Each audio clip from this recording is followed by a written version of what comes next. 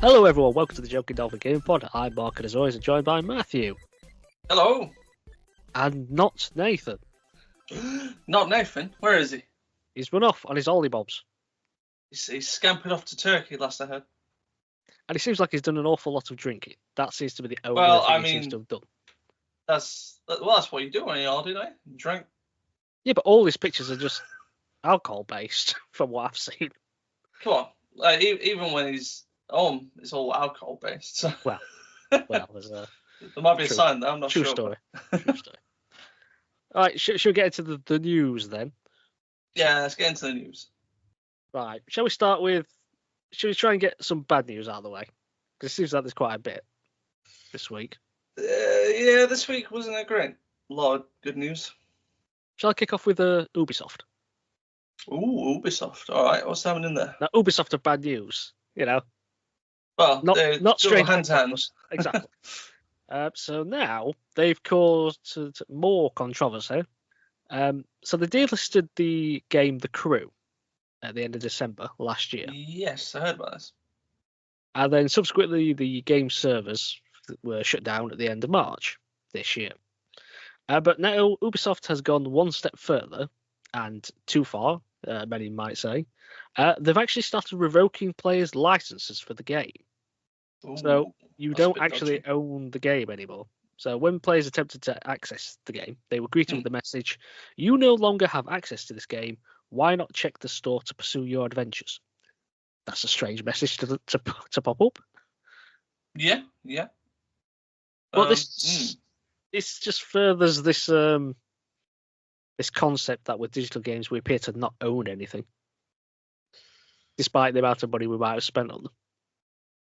Yeah, that doesn't set a very good precedence if game companies can revoke your license even though you have paid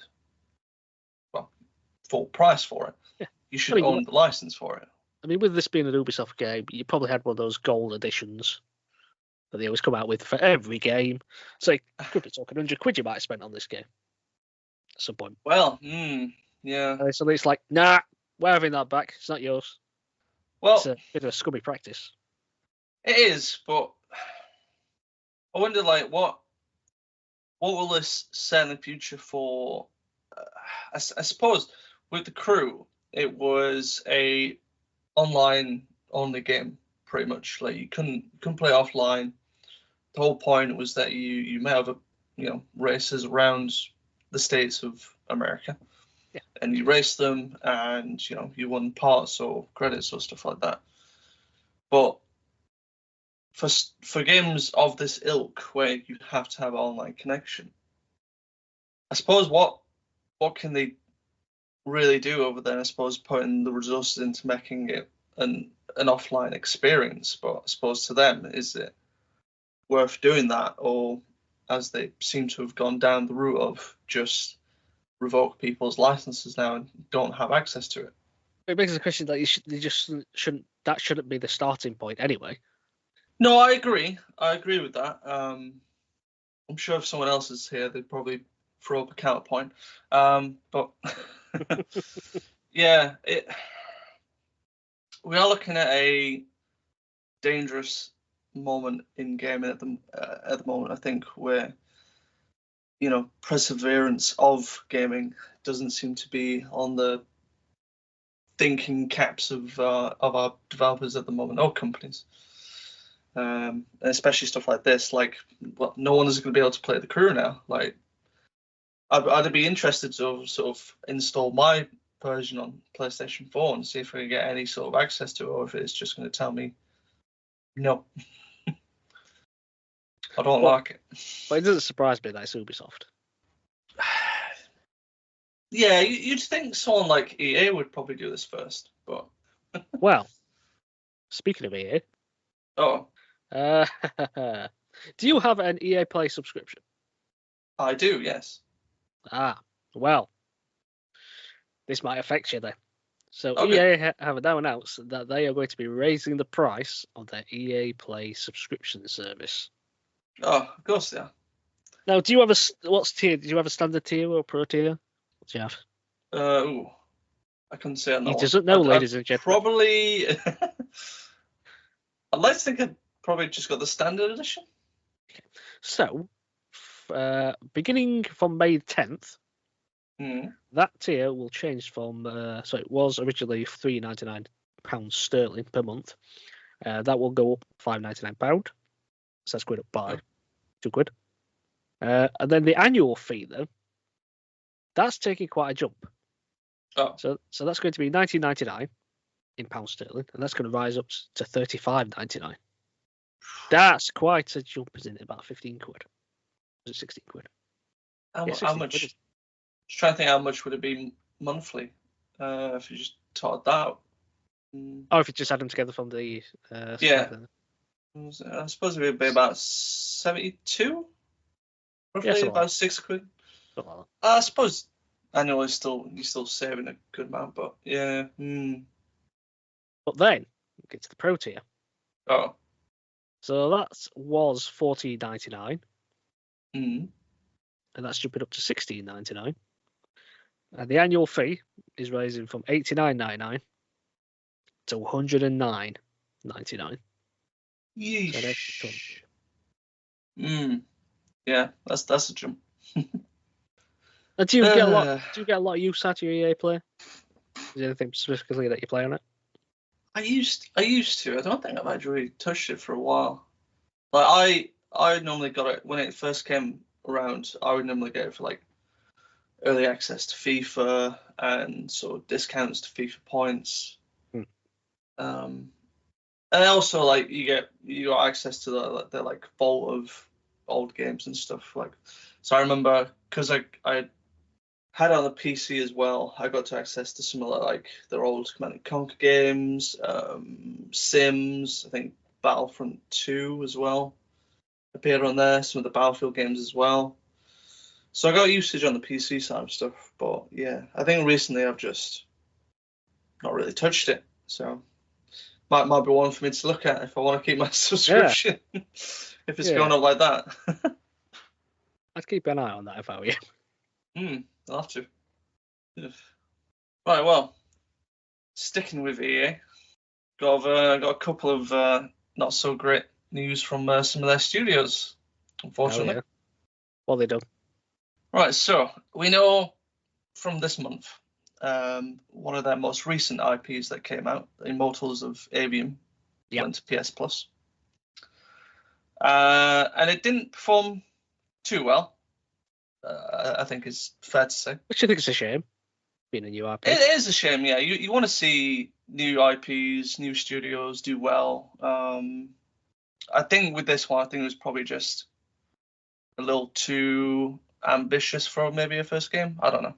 I don't think it was particularly marketed very well, and I think it was also put in a cramped period, wasn't it?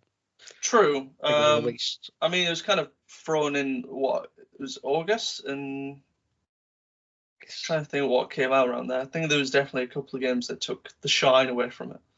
I mean, it's no shock for me here when they did the same with Titanfall 2, weren't it? Oh god. Well, yeah. Luckily, Respawn at least bounced back as a studio with Apex Legends, but yeah. So basically, kind of since then, the actual studio itself, Ascendant Studios, has essentially furloughed the majority of their staff.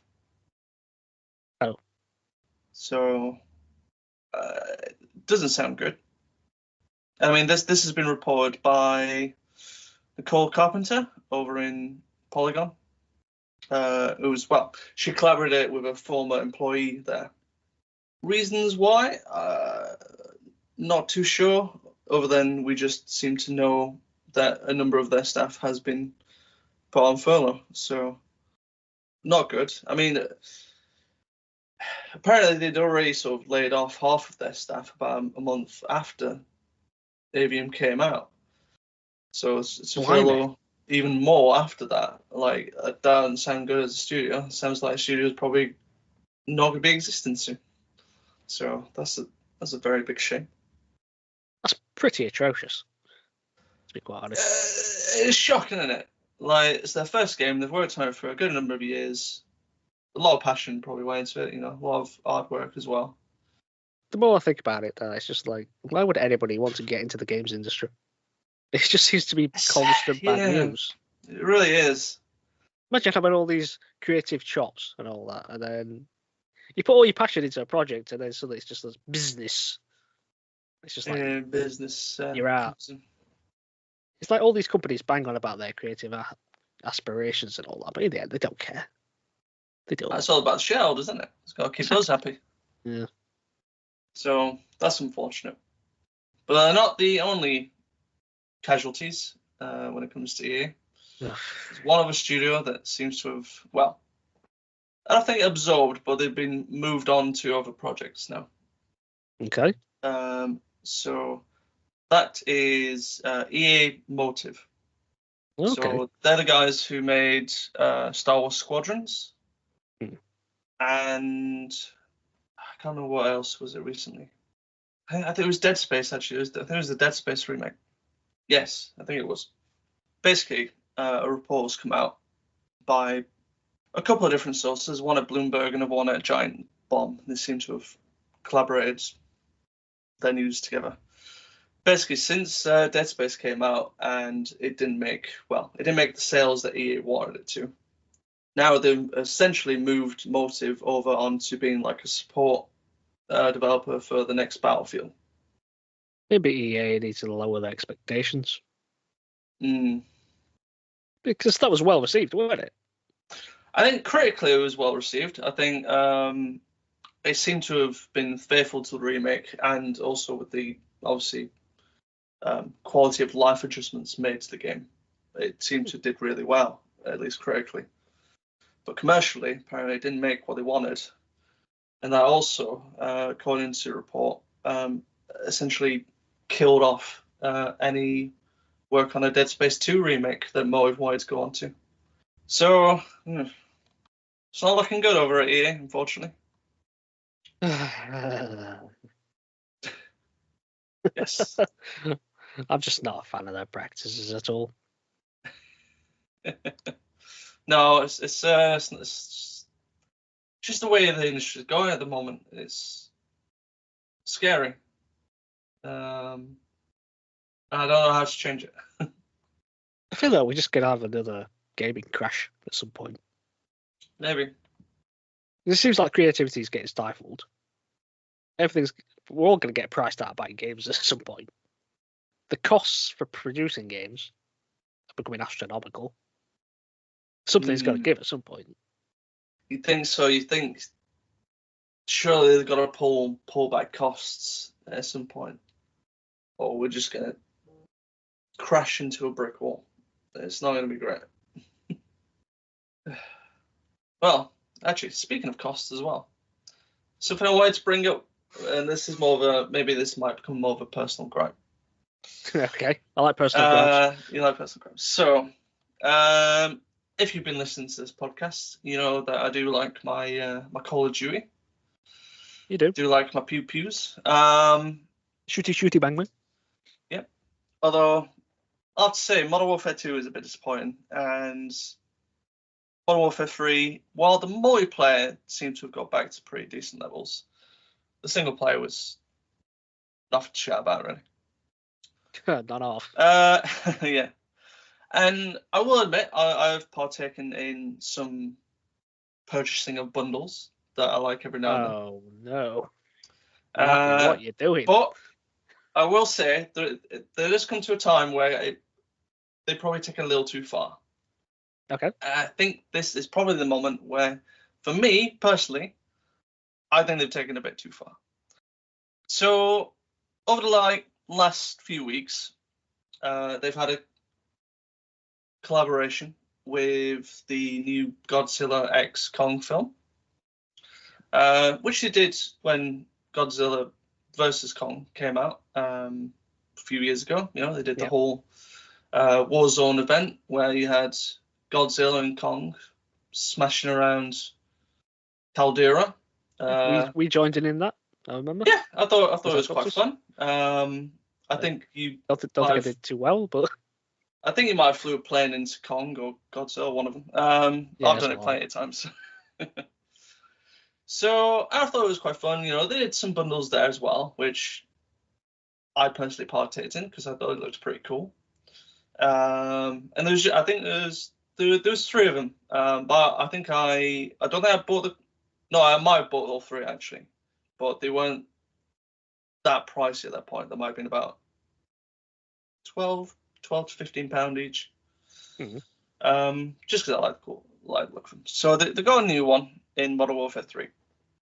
And they've got 4 different bundles. So there was one for Scar King. There's one for Shimu, the ancient Titan that's in the film. Again, they've also got one for Kong, and they've got one for Godzilla.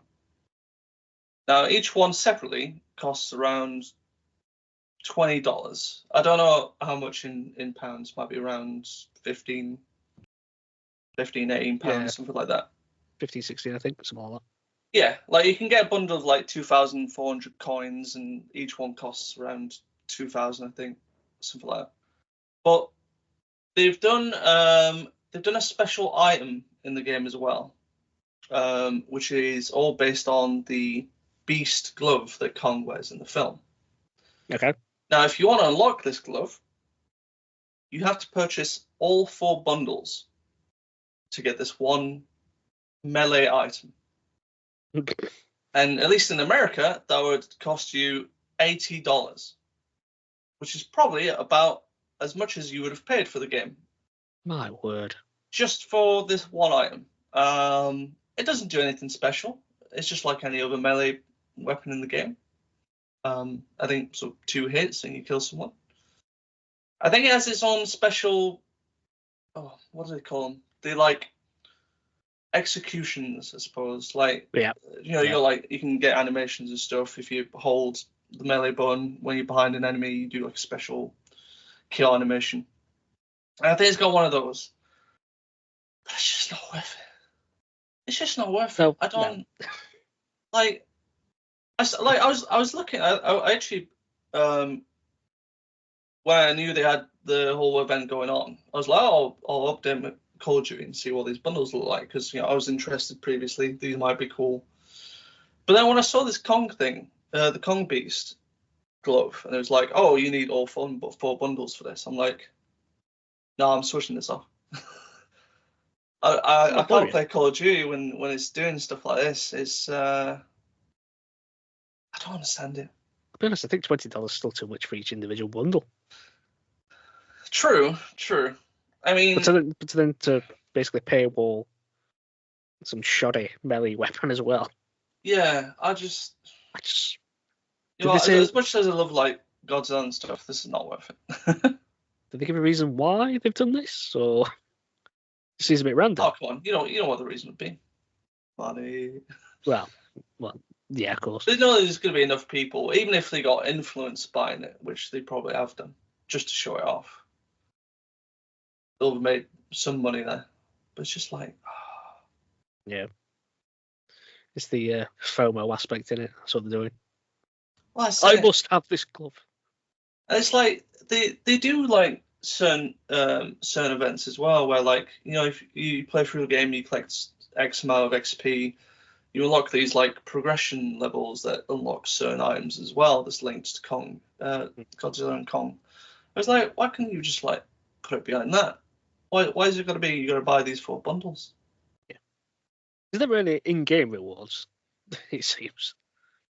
No, but there's monetary rewards, isn't there? I suppose the only good thing I can take away from this is that none of these bundles are like pay to win stuff. You don't get like advantages from them. They're just cosmetics. But we are like getting to a limit of like how far we can take these cosmetics. I think it's so ridiculous. So that's the thing with GameStop is now that they're just pushing the envelope. They're just one more little thing, one more little aspect. And this, as I mentioned earlier, it's going to lead to an eventual crash where people are just going to say no. I think so. But as I say, Call of Duty in it, everyone buys. Activision, isn't it? Until people stop buying games like this. Because the thing is, every year people bang on saying, "Oh, I'm not going to get Call of Duty," Always the same. It's always awful. I'm pretty guilty of that. Yeah, but this is the thing. I don't blame you. It's got you into that cycle of doing it. But it's got to come to a point where people have really got to just stop Yeah. buying it. And people can shout about it all they want. But The nothing's thing going to is, it's change like, if you keep buying it. Thing is though, it's like even if you look at like the competitors to Call of Duty now, like you look at Battlefield, they're doing something quite similar. They've got bundles and stuff. You know, you look at I don't know what else you could look at as Call of Duty-esque. I mean, Fortnite, I suppose. I mean, it's not direct compare, but you know they always do bundles, and I partake in those as well. Granted, not as expensive as Call of Duty, and they don't do this. So. Well, that's it. Like, so, you could argue at least Fortnite is free to play. But then you can make the same argument that, like, well, Call of Duty Warzone's free to play. You don't have to have Modern Warfare free to play Warzone. So I think this is where the like big bundles have started coming in. But it's seeping in too much. You need to like turn the tap off, and we need to reset. Yeah, do you know what I mean? It's so bad. I don't know how we go about doing that, but well, I just think eventually something's got to give. Right, we got any good news? So this past week we had the BAFTA Game Awards.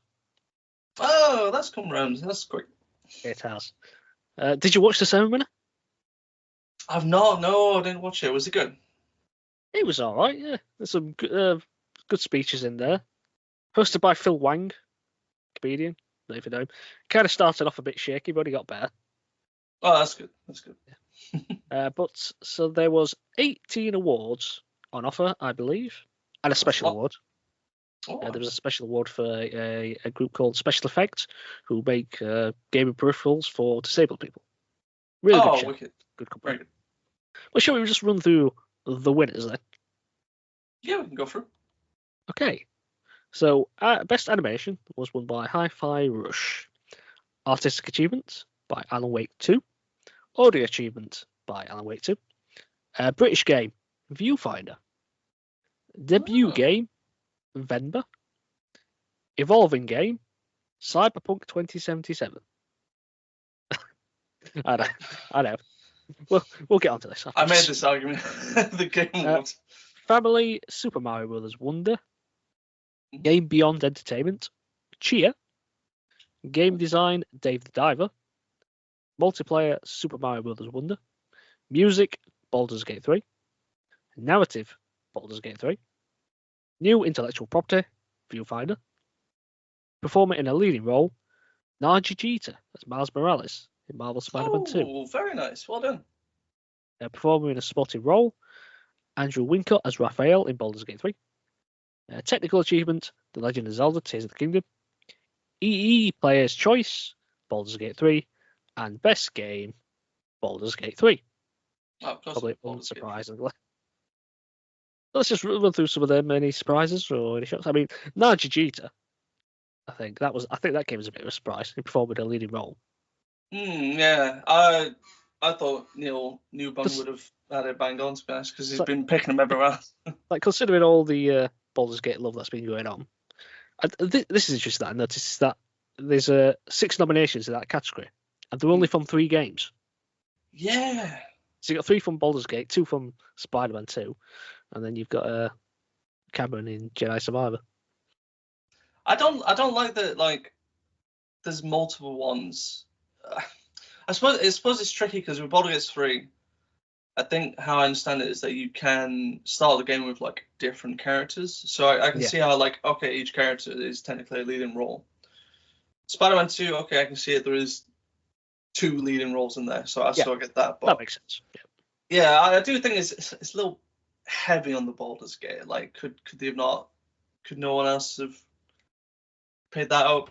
Like, well, I feel a bit bad for Ben Starr. Who did Final Fantasy 16? Yeah, he presented one of the awards, and he was very funny. Yeah, he's a funny bloke. I've got him on Twitter. He's there's one where like there's a meme. I think it was at like the Game Awards, and like a bright light just hit him, and he just got like the most dead like panned face, just looking while there's bright lights on him.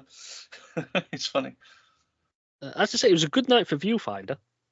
Came away with 2 Yeah. awards. I don't think That's good. I don't think they were really expecting much. So they got best British game, which is good. Yeah, I looked at that list and I thought, out of American Viewfinder, I'll pick it up. And then they also won the best new intellectual property. I was surprised by that one. I thought Hi-Fi Rush might have picked that one. That's got a good list of competitors in that. Dave the Diver's done well. Mm. Dredge has been pretty well, and Hi-Fi Rush. Dredge, of course. So yeah, it's done well there. I think multiplayer I was a bit surprised by.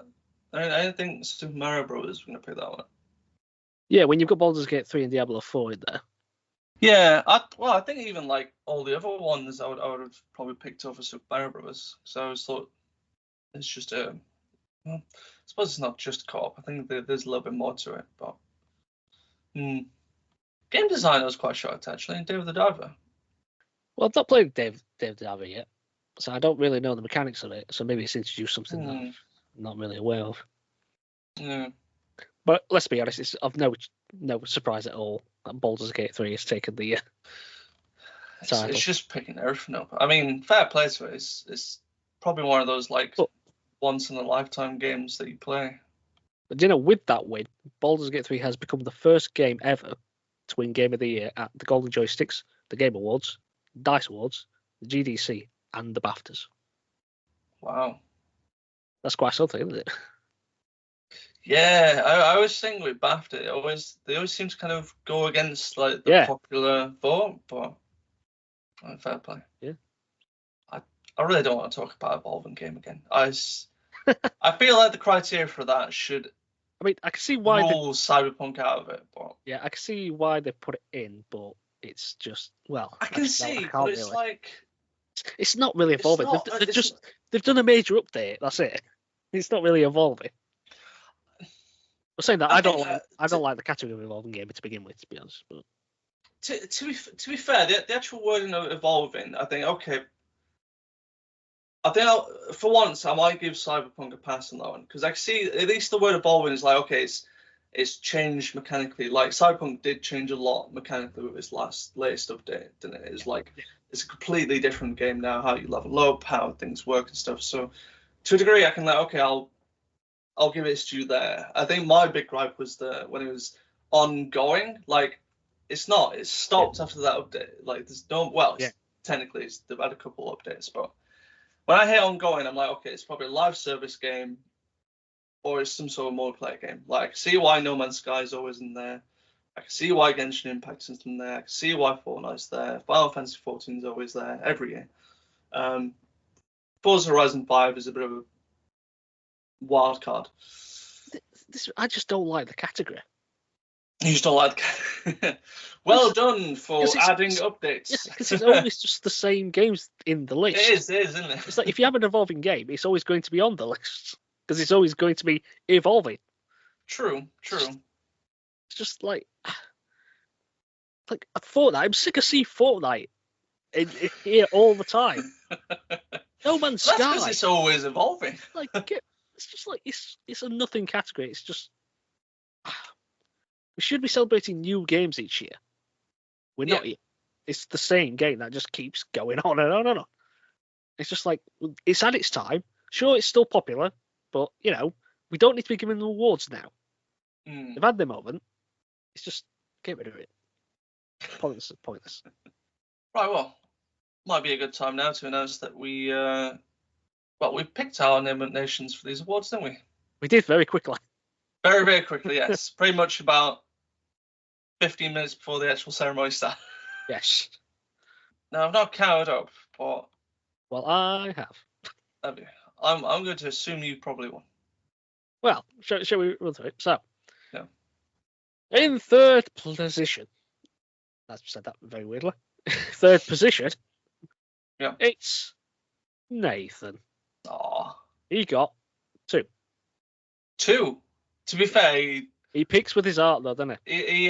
He didn't think about it as much. He was just like, right, I'm just going to pick what I like and go for it. So, I think fair play to him. I'll tell you what he won. He won game design. He picked Dave the Diver. I know, I was shocked in that. And he got narrative for Baldur's Gate 3 as well. In second place, you, Matthew, with 7. You did well. I knew it was going to be me. I think there was a couple where I was like, I think this should win rather than going for the usual Baldur's Gate 3 or Alan Wake 2. It seems to be it's just one of those two that's winning all these awards. Yeah, you've just got to think about how they would do it. But yeah, so I had the most with 10. 10. Although I think I got off to a good start. I think I got the first 3 awards. I was like, oh. Yeah, I think you got animation, didn't you? Yeah. I was shocked Hi-Fi Rush won that. I really thought Spider-Man 2 were going to get that one. Yeah. Yeah, because Alan Wake 2 winning it. Audio. I was a little surprised that Alan Wake actually won that one. Because some of the stuff that I heard with audio is like, apparently Zelda does something with audio that like no other game does. I just think horror games are a good shout when it comes to audio. Yeah, no, that's true. That's true. I was happy I got British game. I thought Viewfinder would go for that. And I'm glad it would. I really want to play that game, Viewfinder. I've had my eye on it ever since before it came out, and I've actually bought it. I'm just not finding it yet. I was surprised Cocoon didn't come away with any awards, considering I think it won some at the Game Awards and DICE one. So yeah, it did. Shocked on that one. Family wasn't too surprised about. Game Beyond Entertainment. It's always a toss-up, really, with that one. I never really know which one to go for on those, so I just pick what I think seems right. It's because obviously each one's probably got its own like little personal story, and we just, unless you played it, you don't know what that story is. So true. You can't really guess much, can you? Surprised you didn't get the narrative one with Zelda. Yeah, I'd say no. That's why it's something different. Technical, yeah. I really thought EE as well. I thought we had been the actual volume one, the might should go with Cyberpunk, but no. So always Baldur's Gate. None of us got any of the acting roles. I know, I was shocked with that one. Starfield got 1 nomination. In there. Technical achievement. Oh, I can see it. I mean, I wasn't going to win anything, but I can see it. No. Really surprised Final Fantasy 16 didn't appear anywhere. But then they don't do any of the genre awards either. There's no like, oh, here's best for like RPG, sports, that kind of stuff. It's just small technical awards. I don't mind that though. No, I don't mind. I think it keeps it separate from the Game Awards. Because let's be honest, when you get to the Game Awards, they just get randomly reeled off anyway, and they don't pay any attention to them. It's like just Jeff Keighley's just going to stand here, spout all that, and then here's your award. Right, on to the next one. That's kind of how it goes. Right, here's a world from it. Yeah, that's pretty much how it goes. Well, that's what we care about at Game Awards now, don't we? Because this did actually feel like a proper award ceremony, which I liked. They always do though with BAFTAs, don't they? They treat it like it's a real awards show. And each person actually got time to speak. I mean, it wasn't a long set. It was. I think it was 2 hours and 15 minutes long. I think. Is it? Which is a good length of time for an award ceremony. Everyone got their moment. Everyone who won. It wasn't full with ads or stuff like that. But overall, it was a good ceremony, I thought. Good, some worthy winners. Yeah, I wasn't disappointed with any of it, I have to say. But yeah, there we go. Well, thank you very much, Matt. I'll see you next week, along with Nathan, I presume. We'll be back next Tuesday. You can follow us across social media. Find Joker Dolphin on YouTube and Facebook, as well as on Instagram and Twitter at Joker Dolphin. Until next time, thanks for listening. Goodbye. Take care.